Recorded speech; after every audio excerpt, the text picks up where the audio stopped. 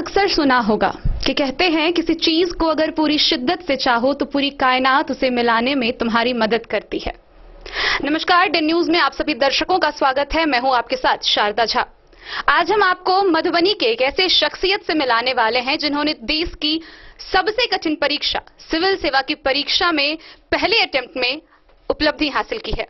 आज हमारे साथ स्टूडियो में मौजूद हैं मधुबनी के बाबूबरही प्रखंड के बरवार गांव के मुकुंद कुमार, जिन्होंने सिविल सेवा की परीक्षा में 54वां रैंक हासिल किया है। वाकई यह मधुबनी के लिए बहुत बड़ी उपलब्धि है और आज वो हमारे साथ स्टूडियो में मौजूद हैं। तो सर, हम सबसे पहले आपसे जानना चाहेंगे कि आपने ये सपना देखना कब शुरू किया? Thank you ma'am. सबसे पहले बहुत बहुत धन्यवाद 10 न्यूज़ का और आपका जो मुझे ये प्लेटफॉर्म मिला अपनी बातों को रखने के लिए।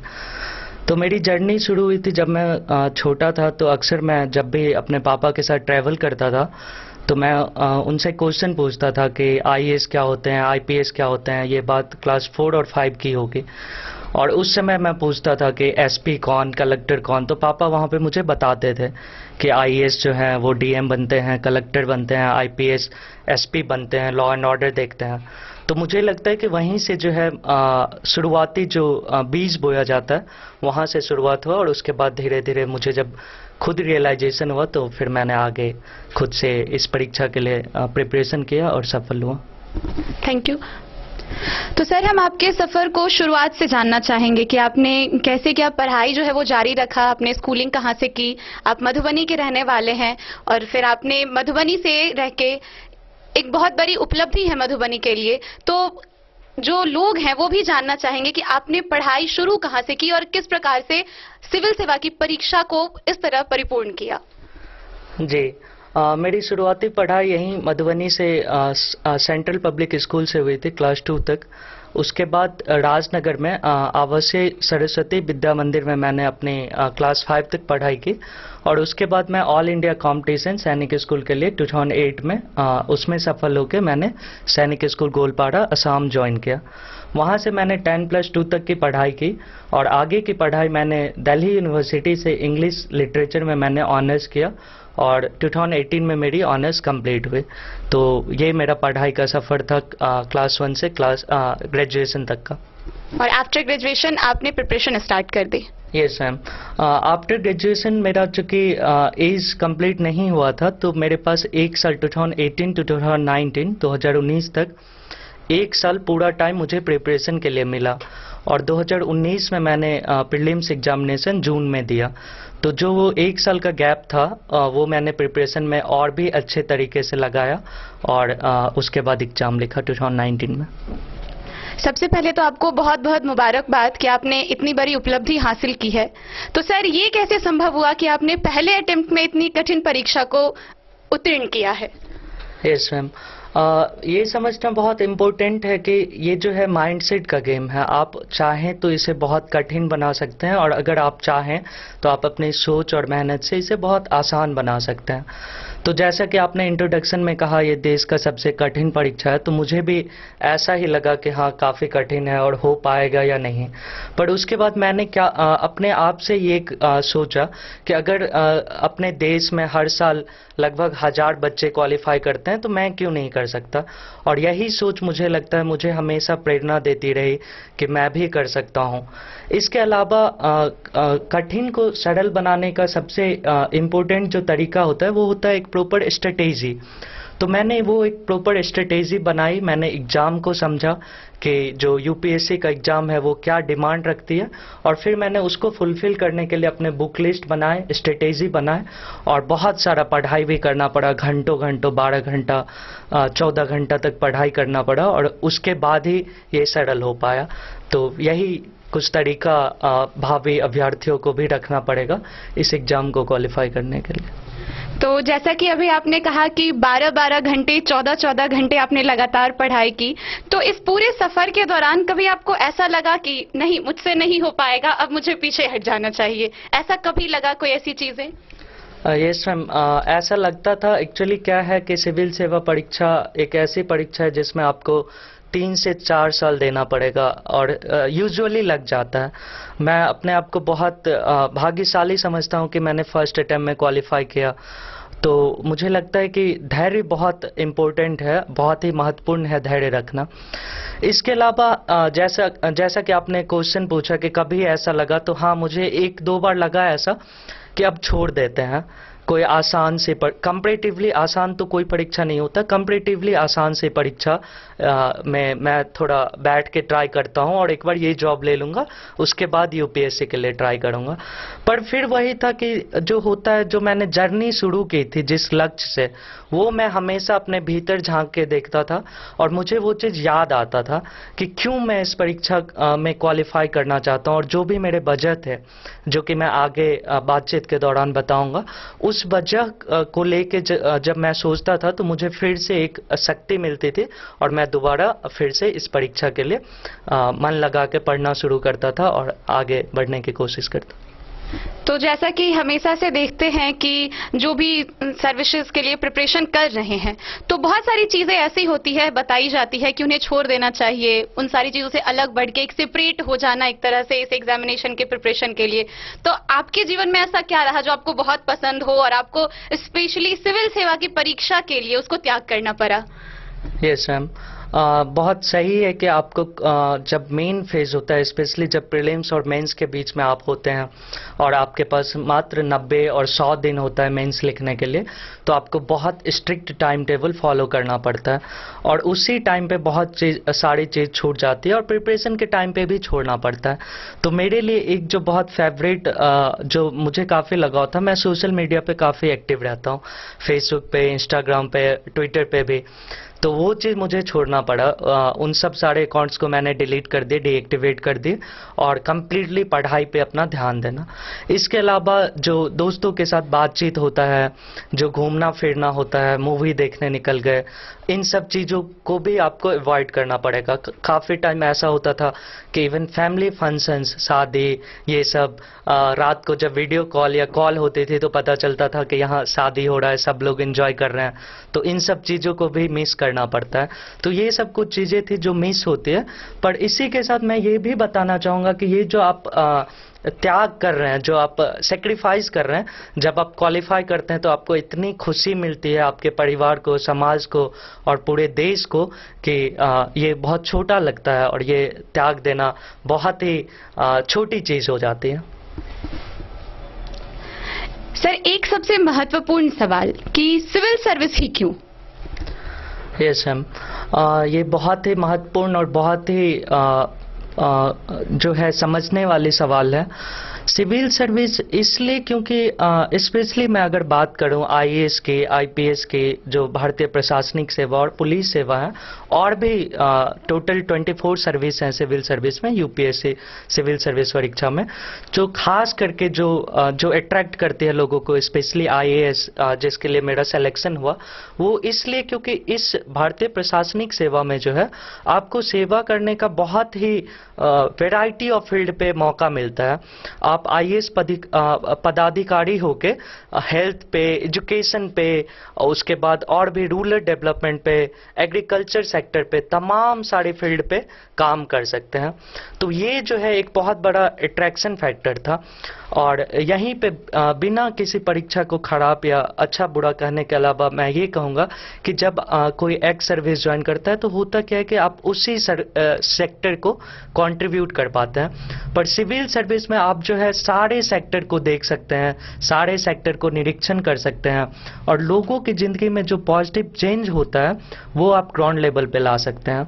अगर एक डीएम चाहें, एसपी चाहें तो डायरेक्टली लॉ एंड ऑर्डर सुधार सकते हैं, लोगों का जो राइट्स है उनको उन तक पहुंचा सकते हैं। तो ये चीज़ जो है वो मुझे बहुत ही अट्रैक्ट किया और मेरे लिए मोटिवेशनल फोर्स भी यही था।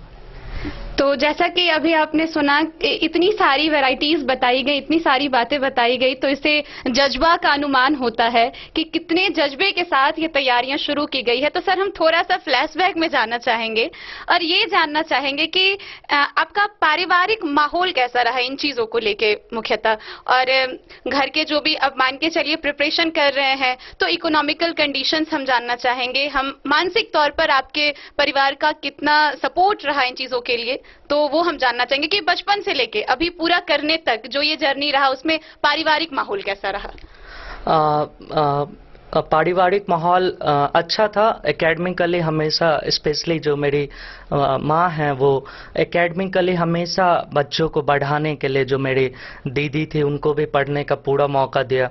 और वो सरकारी स्कूल में जो है, प्राइमरी स्कूल में टीचर थे, और टीचर का जॉब छोड़ के मधुबनी आके दीदी लोगों को पढ़ाने के लिए उन्होंने ये भी सेक्रीफाइस की। इसके अलावा अगर हम इकोनॉमिक इश्यूज की बात करें तो शायद लोगों को पता भी होगा कि मैं बहुत ही सामान्य फैमिली से बिलोंग करता हूं। मेरे पापा किसान हैं, तो इकोनॉमिकली इतना रोबस्ट फैमिली से बिलोंग नहीं किया। काफ़ी जगह बहुत सारी कठिनाइयों को झेलना पड़ा, और इसी वजह से मैं कोई कोचिंग भी ज्वाइन नहीं किया। मुझे पता था कि अगर मैं 2.5 लाख 3 लाख रुपया अपने पापा से मांगूंगा तो वो पूरा कर देंगे, पर मुझे ये भी पता था कि कठिनाइयाँ आएंगी, तो इसीलिए मैंने सेल्फ स्टडी रखी। पर ये जरूर था कि जो मनोबल होता है, जो मजबूती होता है, वो पापा के तरफ से और नानी घर, चाचा लोग, हमेशा सब लोग मदद करते रहे। और जब मैंने पहली बार अपने पापा से डिस्कस किया कि मैं IAS बनना चाहता हूं, तो वो बहुत ही बड़ा सवाल था, क्योंकि बहुत टाइम देना पड़ता, आगे क्या होता, फर्स्ट अटेम्प्ट में निकलता नहीं निकलता, 6 अटेम्प्ट भी लग जाते हैं लोगों को। पर जो पापा मेरे काफ़ी पॉजिटिव हैं, जो उनका पॉजिटिव आउटलुक रहा कि नहीं हो जाएगा, तुम करो, तो ये मेरे लिए बहुत बड़ा जो है पुश फैक्टर रहा, हमेशा आगे बढ़ने के लिए प्रेरित किया। और जो भी इकोनॉमिक इश्यूज रहे, वो मुझे कभी इतना हावी मैंने अपने ऊपर नहीं होने दिया कि वो मुझे रोक दे। मैं हमेशा अपने मेहनत पे विश्वास रखा, और मैंने देखा कि और लोग भी बिना कोचिंग के, बिना इन सब चीज़ों के कर सकते हैं, तो मैं भी कर सकता हूँ। और यही सब मुझे लगता है कि मुझे फर्स्ट अटेम्प्ट में कामयाबी दिलाई।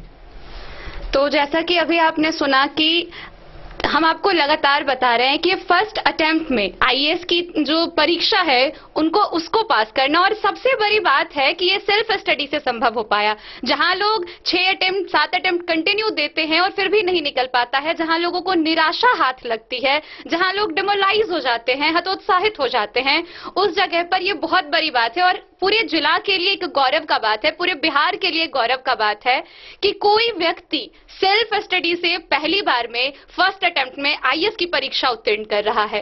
तो डेन न्यूज को भी इस बात का बेहद फक्र है कि हमारे यहाँ इनका इंटरव्यू हो रहा है, हमें साक्षात्कार करने का मौका मिला है। तो IAS मुकुंद कुमार की संघर्ष और इस सफर की कहानी हम आपको लगातार दिखा रहे हैं। वक्त हो चला है एक छोटे से ब्रेक का, मिलते हैं इस ब्रेक के बाद, आप बने रहिए हमारे साथ। नमस्कार, प्रणाम, मैं हूं गुंजन पंत। प्रिय केबल ग्राहकों, लॉकडाउन के दौरान अपने केबल ऑपरेटर के मासिक शुल्क का भुगतान ऑनलाइन या फिर मोबाइल विकल्प द्वारा करें, अन्यथा अपने लोकल केबल ऑपरेटर से संपर्क करें और देखते रहें अपना पसंदीदा चैनल। सुरक्षित रहें।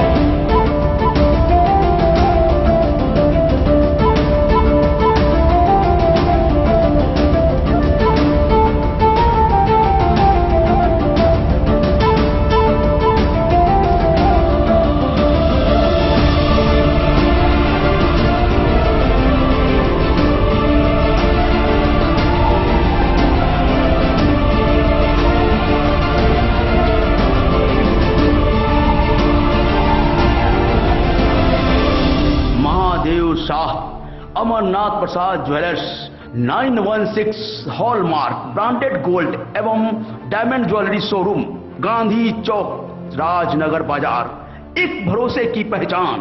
ये दुनिया का चमकता सितारा झाड़ीलाल, शादी ब्याह हो या तीज त्योहार, हर मौके के लिए हमारे पास है खास किस्म की साड़ियाँ। जरदोजी कामदार साड़ियों से लेकर डिजाइनर साड़ियों की एक से बढ़कर एक वैरायटीज, हर कलर व पैटर्न की साड़ियों का खजाना झड़ीलाल। इतना ही नहीं, अच्छी क्वालिटी व नामी कंपनियों के शर्ट पैंट के कपड़े भी हमारे यहाँ उपलब्ध हैं।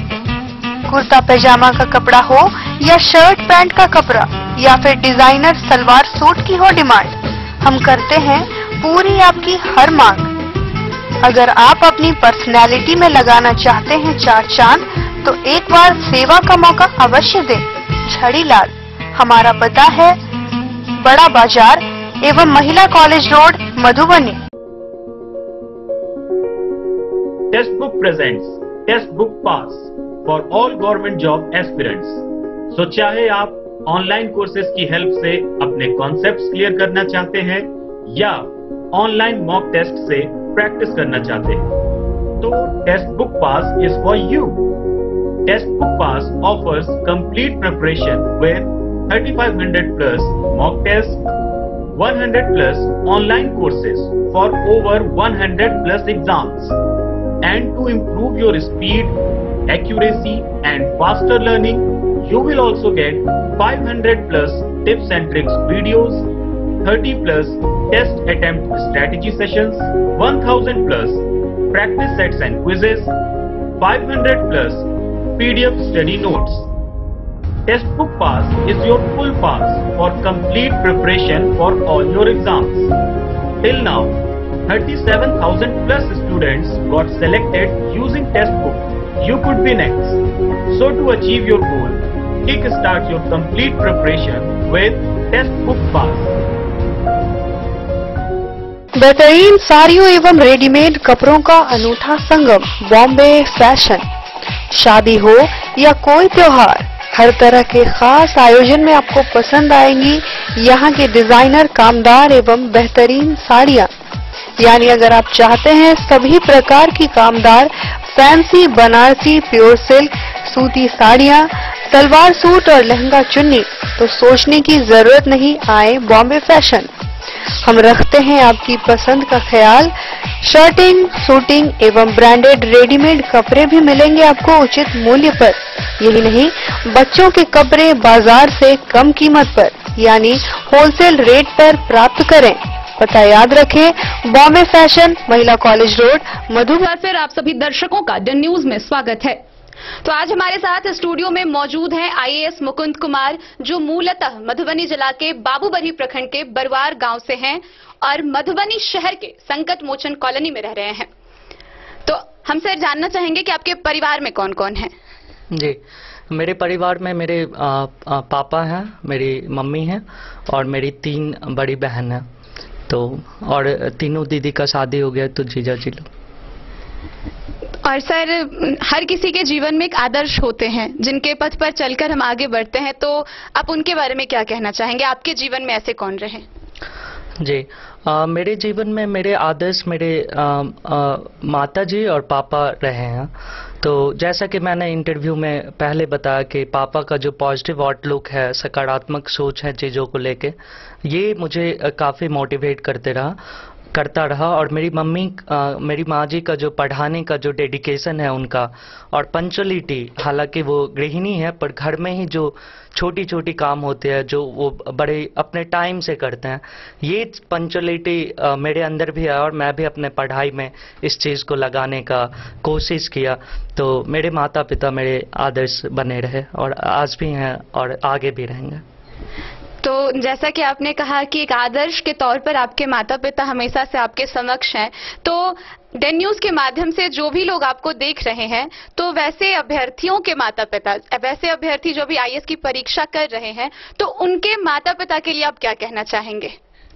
जी, उनके माता पिता के लिए मैं यही कहूँगा कि जब भी कोई बच्चा सपना देखता है, बड़ा सपना देखता है, तो मेरा आग्रह है कि आप उसे रोके नहीं।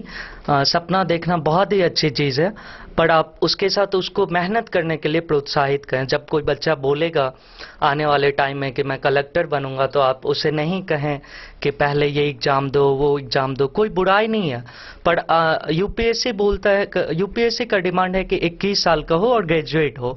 तो अगर वो पूरा कर रहा है तो आप डायरेक्टली उसे आईएएस परीक्षा के लिए बैठने दें, और मेरे तरह वो भी शायद कल को टॉपर बन के निकलें, और उनके सपनों में विश्वास रखें, उन्हें सपोर्ट दें और प्रेशर कभी भी नहीं दे।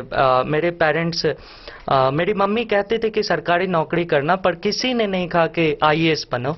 मैंने बन के दिखाया तो सबको विश्वास आया किया जा सकता है। तो बच्चों को प्रेशर नहीं दे कि ये करो वो करो, कंपैरिजन से बचें कि फलाना वो ये कर रहा है तुम क्यों पीछे हो, इन सब चीज़ों से बचें।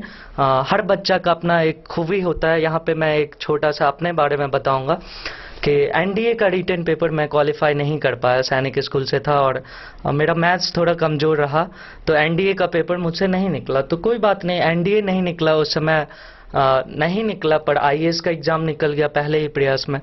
तो ऐसा कुछ होता है, तो उसको रिस्पेक्ट करें और आगे बढ़ने के लिए हमेशा प्रेरित करें।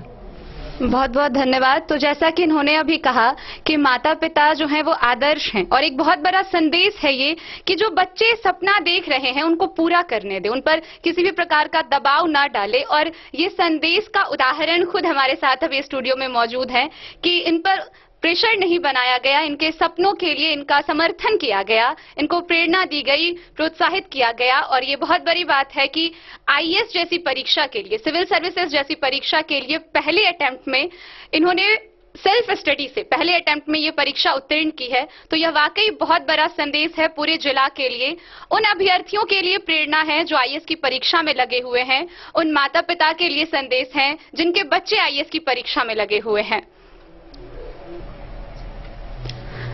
तो सर, हम प्री से लेके मेंस तक के जो एग्जाम के बीच का सफर होता है उसके बारे में जानना चाहेंगे कि उसके लिए आपने पढ़ाई के क्षेत्र में या मानसिक तौर पर आपने खुद को किस प्रकार तैयार किया? यस मैम, प्री और मेंस के बीच में जो है, जैसा कि मैंने पहले बताया, काफ़ी कम समय होता है, 90 to 100 डेज होते हैं। और उसके बीच में जो है मुझे लगता है कि परीक्षा का सबसे कठिन जो टाइम फ्रेम होता है वो ये होता है। तो उसके टाइम अगर मैं अपना थोड़ा एक्सपीरियंस शेयर करूं तो मैं 12 से 14 घंटा पढ़ता था, 15 घंटा भी पढ़ना पड़ा मुझे। और उसके अलावा जहां तक कि मानसिक जो स्ट्रेंथ की बात होती है, तो उस समय मोटिवेटेड रखना, खुद को रखना, पॉजिटिव रखना बहुत ही इम्पोर्टेंट है।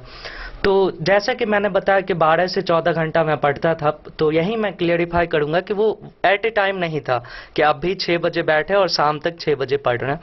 2 घंटा 3 घंटा का एक मैं शेड्यूल में पढ़ता था। उसके बाद 10 मिनट 20 मिनट मैंने ब्रेक ली और फिर नेक्स्ट मैं फिर थोड़े टाइम बाद ऐसे करके पढ़ता था।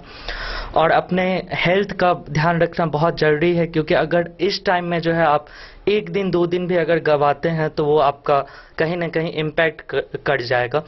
तो अच्छे से टाइम पे खाना खाना, 8 घंटा सोना, और इसके अलावा जो भी न्यूट्रिशियस फूड लेना, ये बहुत इम्पोर्टेंट है। और फैमिली से हमेशा कनेक्टेड रहना मेरा मैसेज रहेगा। आप हमेशा अपने पेरेंट्स से बात करें, अपने दोस्तों से जुड़े रहें। ऐसा नहीं है कि आप बिल्कुल अपने आप को आइसोलेट कर लेते हैं। इस टाइम पे मैं थोड़ा सा आइसोलेट हुआ था, पर फिर भी रोज मेरा शाम को पापा और मम्मी से बात होती थी, दोस्तों से बात होती थी। तो इस तरह से जुड़े रहने से जो है कोई भी इश्यूज नहीं आएंगे और बड़े आराम से आप एग्जाम के प्रेशर को झेल पाएंगे। आप कितने घंटे की नींद लेते थे?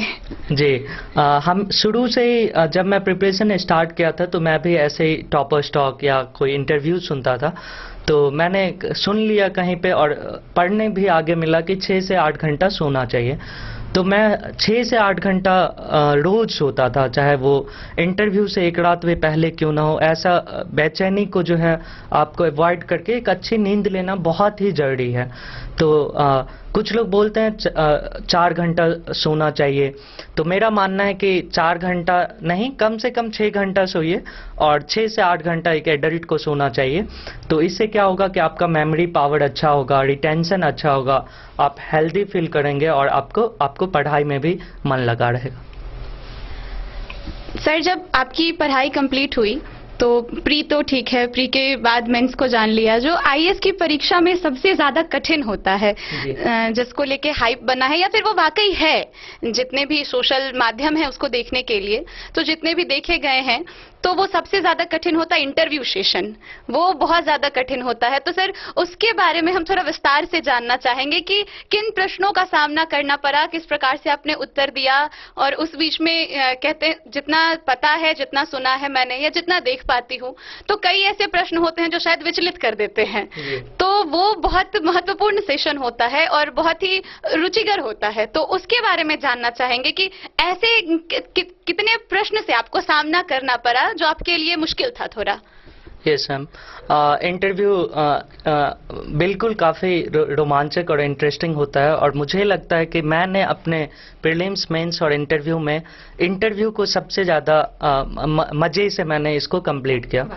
और इंटरेस्टिंग बात यह है कि इंटरव्यू जो होता है, साक्षात्कार, वो आपको भी खुद को समझने का मौका देता है। मुझे भी जो कल तक मैं नहीं समझ पा रहा था अपने बारे में, उन सब चीज़ों को समझने का मौका मिला। मैं जहाँ जहाँ गया उन सब जगहों के बारे में पढ़ा डिटेल में, मैंने अपने लाइफ में जो भी इवेंट्स किए थे उन सब चीज़ों के बारे में पढ़ा और उस पर सोचने का मुझे मौका मिला। तो इस तरह से मैंने प्रिपरेशन की, और अब मैं डायरेक्टली इंटरव्यू के बारे में बताऊंगा। मेरा इंटरव्यू बिल्कुल लास्ट डे था, 30 जुलाई को मेरा इंटरव्यू हुआ और 4 दिन बाद रिजल्ट आ गई। तो इंटरव्यू मेरा काफ़ी अच्छा गया था, और मेरे चेयरमैन जो थे वो कमिश्नर, जो दिल्ली के पूर्व में कमिश्नर रह चुके हैं, वो आईपीएस थे। और जैसे ही मैंने घुसा तो कोविड का टाइम है, सबको पता है, तो मास्क, फेस शील्ड और ग्लोव्स लगा के, तो ऐसा लगा जैसे मैं डॉक्टर बन के कोई ओटी में घुस रहा हूँ, ऑपरेशन थिएटर में। पर जाते ही जो लेडी मैम थे उन्होंने हमें कंफर्ट किया और मास्क उतारने को बोला। उसके बाद इंटरव्यू शुरू हुई। तो दर्शकों को मैं ये बताना चाहूँगा कि इंटरव्यू में हम पहले बायोडाटा भरते हैं, जैसे यूपीएससी में हम डैफ बोलते हैं, DAF, डिटेल्ड एप्लीकेशन फॉर्म, और उसमें आप जो भी अपने लाइफ में आपने किया है उसको आप मेंशन करते हैं और क्वेश्चन वहीं से आता है।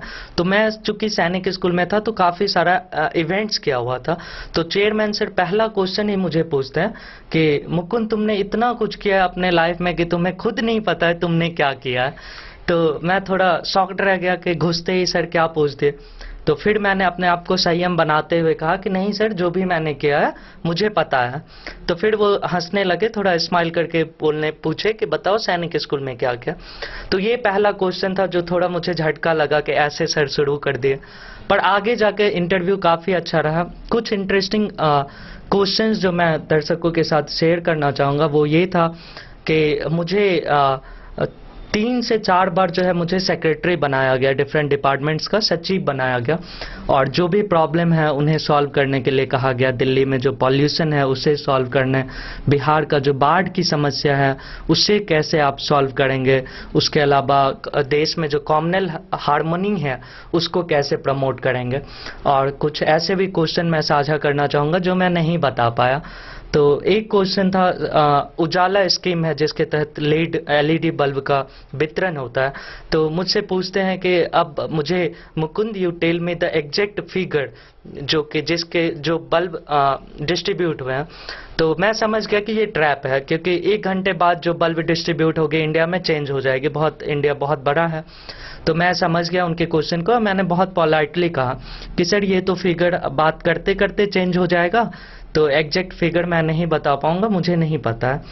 तो मुझे लगता है सर भी यही सुनना चाहते थे कि वेदर ही इज ब्लफिंग, झूठ तो नहीं बोल रहा है। तो मैंने ऑनेस्टी से उसका रिप्लाई किया कि सर मुझे नहीं पता है। इसके अलावा मुझे पर कैप्टा एनर्जी कंजम्पशन पे क्वेश्चन पूछा गया, तो वो तो मुझे लगता है कि मैं कर सकता था, पर वहाँ पे प्रेशर की वजह से थोड़ा ध्यान से उतर गया। तो मैंने कह दिया कि सॉरी सर मुझे नहीं पता। तो इस तरह के क्वेश्चन पूछे गए। और इसके अलावा इंटरव्यू पे मैं ये भी कहूँगा कि जो बाहर आप सुनते हैं कि शर्ट में कितने बटन हैं, कितनी सीढ़ियाँ चढ़ के आप गए हैं, मुझे नहीं लगता ये सब क्वेश्चन पूछते हैं। वहाँ जो बोर्ड मेंबर बैठे होते हैं वो कम्प्लीटली ये जानना चाहते हैं कि आप अपने देश को समझते हैं या नहीं, आप अपने राज्य को, आप अपने जिला को समझते हैं कि नहीं, आप जो समस्या है उसको समझते हैं कि नहीं, और उसको कैसे सॉल्व करेंगे। तो इन सब क्वालिटीज पे इंटरव्यू की परख होती है। ये बहुत बड़ी बात है दर्शकों के लिए, उन लोगों के लिए जो मुख्यतः आईएएस की परीक्षा के लिए तैयारी कर रहे हैं। और अंत में जो चीजें थी कि शर्ट में कितनी बटन है, कितनी सीढ़ियां चढ़ के आए, तो ये वाकई ये जो चीजें बताई गई है कि ये मुख्य नहीं होता है। आपको वाकई इस हिसाब से जज किया जाता है कि आप अपने देश को कितना समझ रहे हैं, क्योंकि देश की सबसे कठिन परीक्षा है जहां आपको अपने देश के लिए काम करना है, अपने राज्य के लिए काम करना है, अपने जिला के लिए काम करना है उस वक्त। तो ये बहुत ही ज्यादा महत्वपूर्ण है दर्शकों के लिए भी कि आपको ये पता होना चाहिए। तो एक बहुत प्रेरणादायी चीज रहा। और एक जो सबसे बड़ी चीज सर अच्छी लगी कि इन्होंने कहा कि प्री मेंस और इंटरव्यू में जो सबसे ज्यादा रोमांचक था वो इंटरव्यू था, जहां लोग सबसे ज्यादा इंटरव्यू से कह सकते हैं कि वो डरते हैं, नर्वसनेस बहुत ज्यादा होती है और एक डर बना हुआ है। आईएएस का इंटरव्यू का एक बहुत बड़ा डर बना हुआ है। और उस जगह पे ये कहना कि जितनी भी परीक्षाएं हुई उस पे इंटरव्यू सबसे ज्यादा रोमांचक था, तो ये वाकई अपने आप में बहुत बड़ी बात है।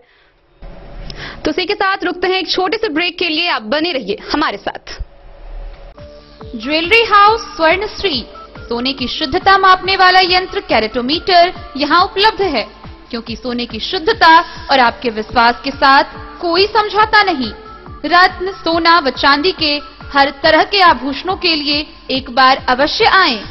लाइट वेट व बेहतरीन कारीगरी वाले गहनों का अनूठा संगम, आपका भरोसा ही है हमारी पूंजी। बिना किसी मिलावट व पूरी शुद्धता के साथ हॉलमार्क गहने आपको देना हमारा परम कर्तव्य। तो देर किस बात की, अपने मनपसंद गहनों की खरीदारी के लिए आज ही आए। पता याद रखें, jewellery house Swarnashree, Bada Bazar, Madhubani. Shakuntala sales DG world. Shakuntala sales DG world, यहाँ आपको मिलेगा हर तरह का electronic home appliances.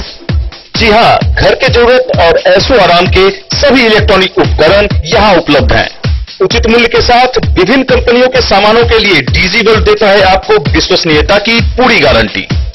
Whirlpool, Godrej, LG, Samsung, Sansui, Videocon सहित कई और कंपनियों के सामान उचित मूल्य पर प्राप्त करें। इतना ही नहीं, AC, LED, cooler, refrigerator, washing machine, Triveni अलमीरा, चिमनी, लैपटॉप और मोबाइल के लिए आपको कहीं और जाने की जरूरत नहीं। तो आइए शकुंतला सेल्स डीजी वर्ल्ड और अपने मनपसंद सामानों की खरीदारी कर अपने घर ले आइए। पता याद रखें, Shakuntala sales DG world, head post office road, Madhubani.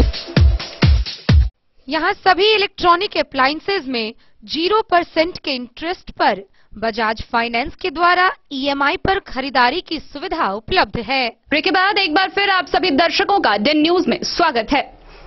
आज हमारे साथ स्टूडियो में मौजूद हैं आईएएस मुकुंद कुमार और हम उनसे लगातार उनके संघर्ष, उनके सफर की कहानी जान रहे हैं। तो इसी के साथ आगे बढ़ते हुए सर, हमारा ये सवाल होगा कि अब जब ट्रेनिंग पीरियड होता है, जब आपने पूरी परीक्षा उत्तीर्ण की, जब आप इंटरव्यू से भी निकल गए, तो उस वक्त की कुछ चीजें आप साझा करना चाहें? यस मैम, ट्रेनिंग तो अभी हमारा शुरू नहीं हुआ है, नेक्स्ट मंथ से शुरू होगा।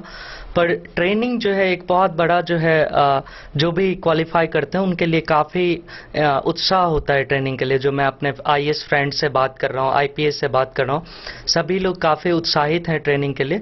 और जो पिछले बैच का जो हमने वीडियोस और एक्सपीरियंस देखे हैं वो काफ़ी ही रोमांचक होता है। स्पेशली आईएएस को भारत दर्शन पे भेजा जाता है और भारत दर्शन में वो लगभग जो है देश को पूरे अच्छे से घूमते हैं, समझते हैं। आर्मी अटैचमेंट होता है जहाँ पे कि हम आर्म फोर्स को समझते हैं। विलेज ट्रेनिंग होता है जहाँ पे कि हम पंचायती राज सिस्टम को समझते हैं।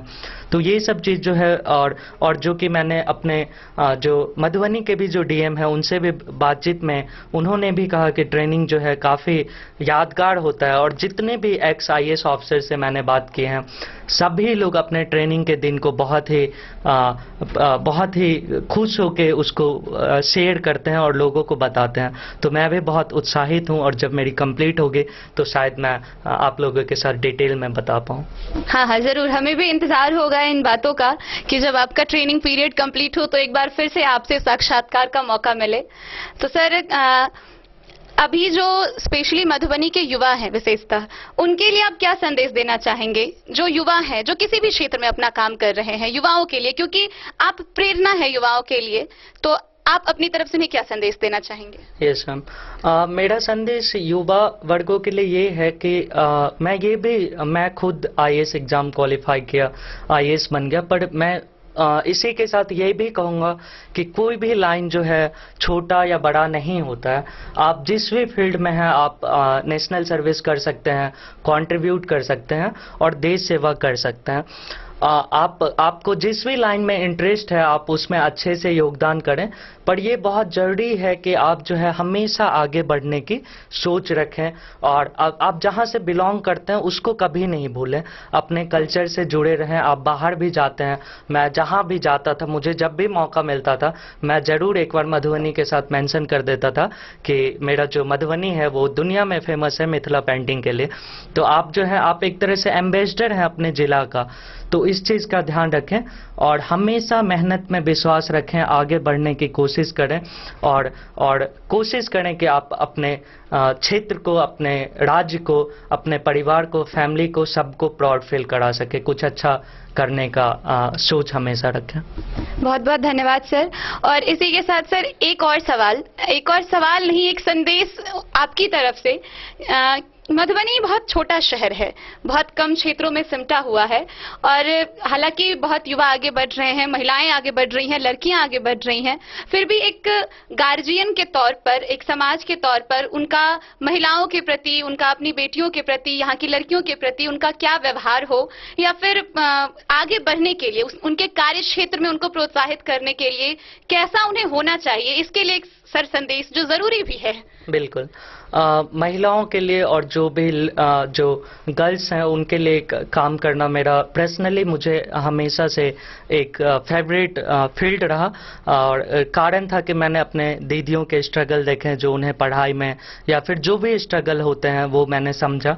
और मेरा मैसेज यही है कि जो आप जो बोलता है बेटा धन, उस चीज से बचे। मुझे नहीं लगता है कि ऐसा कुछ भी है। अगर बेटियों को इक्वल अपॉर्चुनिटी मिलेगी तो वो भी आगे बढ़ेंगे और बेटियों को भी प्रोत्साहित करें। आप देश में बहुत सारा एग्जाम्पल, उदाहरण देख सकते हैं जहाँ पे कि बेटियां टॉप कर रहे हैं। हाल ही में यूपी पीसीएस का रिजल्ट आया और गर्ल टॉपर हैं। तो आप जो भी है उसमें सामान्य जो है मौका दें बेटा बेटियों को, आगे बढ़ने के लिए बिल्कुल बराबरी से प्रेरित करें। मैं तो कहूँगा ज़्यादा प्रेरित करें, क्योंकि कहीं ना कहीं जो है मुझे जो मेरा ऑब्जर्वेशन रहा कि लड़कों के लिए थोड़ा बायस्डनेस अभी भी है, तो बेटियों के लिए भी जो है आप सब कुछ, सब अपॉर्चुनिटी दें, आगे बढ़ने दें।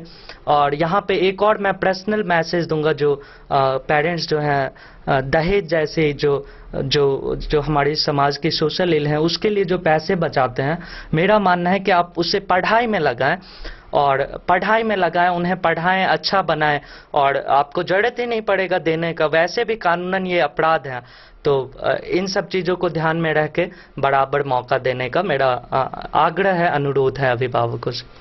तो ये मधुबनी जिला के पूरे समाज के लिए एक तरह से संदेश है।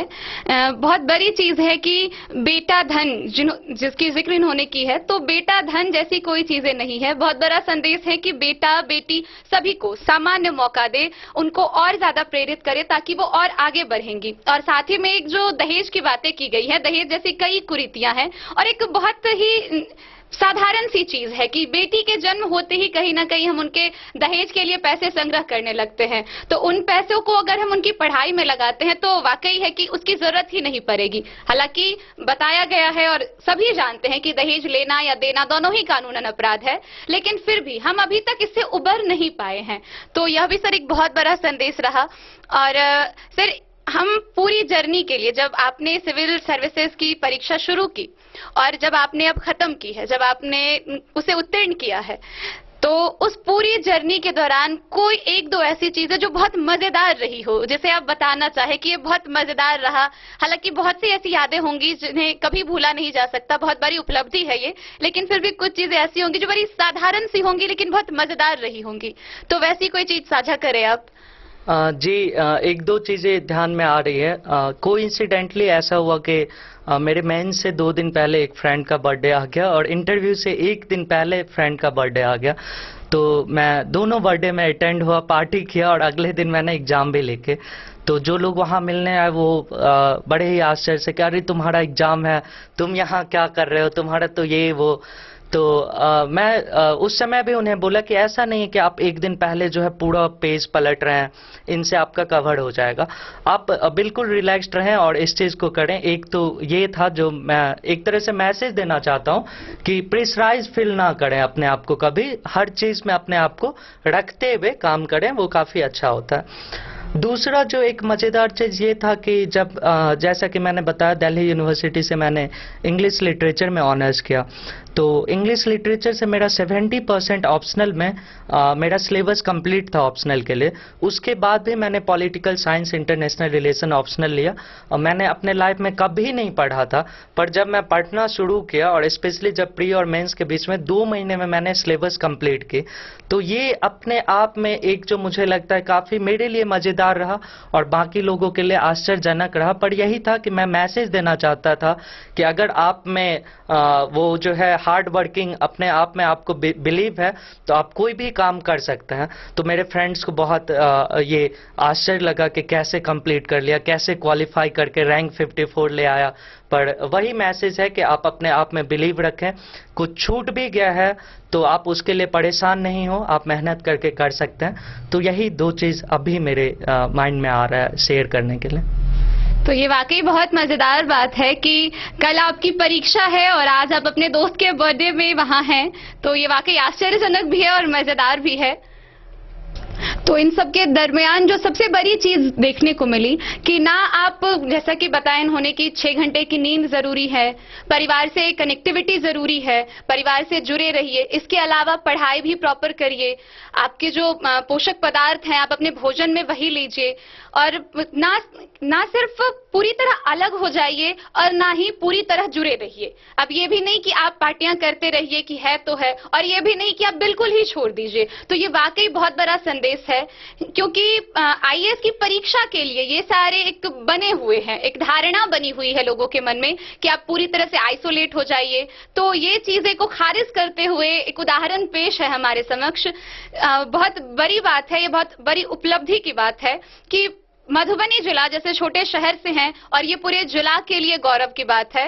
और वाकई ये अपने आप में इस बात का तो आपको भी गुमान होता होगा कि सेल्फ स्टडी करके आप फर्स्ट अटेम्प्ट में अगर आईएएस क्लियर कर रहे हैं, तो इस बात का तो हमें भी बेहद गुमान है कि मधुबनी जिला से कोई ऐसी शख्सियत बाहर निकल रही है और ये एक प्रेरणा स्रोत है। जो अभी के युवा हैं, जो अभी के अभ्यर्थी हैं, जो अभी आईएएस की परीक्षा का सपना ही देख रहे हैं, जिनमें अभी बीज उभरा ही है, अंकुरित भी नहीं हुआ है, उनके लिए एक बहुत बड़ी बात है और उनके लिए उदाहरण समक्ष है।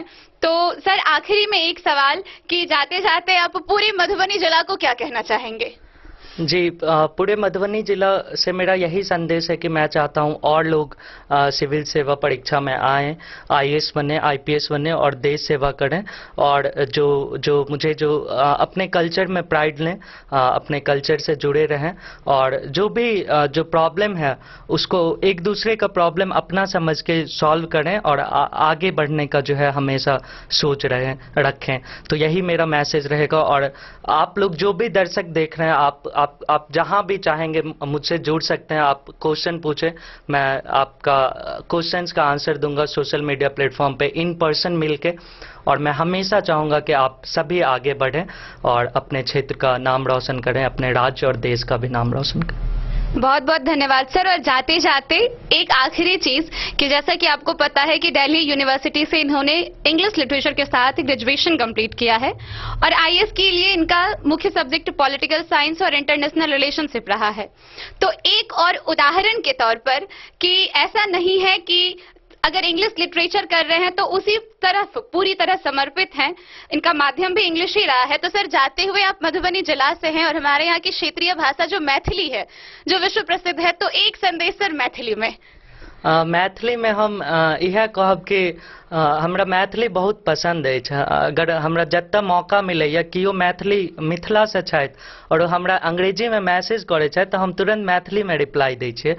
तऽ हमरा रहैया कि मैथिली जे छै ओ बहुत हमरा इंटरव्यू में पूछल गेल कि मैथिली का क्या स्पेशलिटी है, इंग्लिश में पूछल गेल तो हम कहलिए कि मैथिली और मधुबनी के नामे पड़ल गेल छै मधु भाषा, जो स्वीट लैंग्वेज कहै छै, मधुर भाषा के कारण।